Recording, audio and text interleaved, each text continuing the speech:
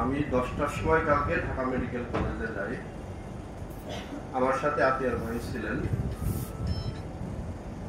আমরা যাওয়ার পরে আইসিইউতে যে সিনারিও দেখলাম, যে বাচ্চাগুলোকে যে তারা আইসিইউ সাপোর্ট দিবে সেই ব্যবস্থা নাই। মনিটরিং লাগায় রাখছে, কিন্তু it does not work, because monitoring কাজ করতে হলেও তো সেন্সরটা লাগানোর মতো জায়গা থাকতে হয়। পুরা বডি 100% বার্ন। তো একটা বোর্ড হয়েছে ওইখানে, সেই বোর্ডের আমিও মেম্বার। আমরা যখন মিটিং এ বসি তখন এই কেসগুলো ডিসকাশন হইতেছে।